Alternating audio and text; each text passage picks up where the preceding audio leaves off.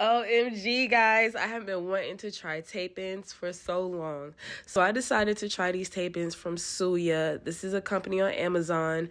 It came with replacement tapes. Had 20 pieces in each box. I got about 6 boxes, but I only installed 4. This is the kinky straight texture. So yeah, the 20 inches is pretty long, as you can see. Like, it was definitely given definitely a nice length. Like it reached way below my bra length, my bra strap in the back. So this is how I parted my hair out. I'm gonna just basically putting it in a horseshoe shape. This is the tape ends. You basically place them together on the strand of hairs that you're gonna have them on in a straight row across, going horizontal, and then you just press it onto your hair and you clamp it with the curling iron. I'm clamping it with the curling iron, but it's not on. I don't want to make the glue hot.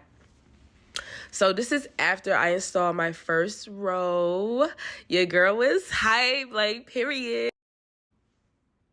So I basically, the way that I put them in is I laid them all like upside down. So I made a part, I laid the tape upside down, and then when I pulled the tape down, whatever hair was stuck to it, basically that's the hair that I sandwiched in between the next piece.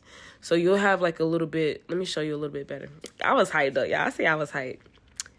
All right, so this is a little bit better view. So you can see I placed it upside down on my part. So basically I laid the tape on top of the part and then pulled the tape down, and whatever hair stuck, I then sandwiched it. But girl, listen, can we get into this? This is black girl weave. Come on. Like, you see it. I did my little half up, half down. This was my favorite hairstyle. I did a little braid on the side, all of that. It was giving sewing, but it was versatile. I did messy bun, girl. Listen, I curled it. Like, listen, I love this hair. I definitely recommend this hair.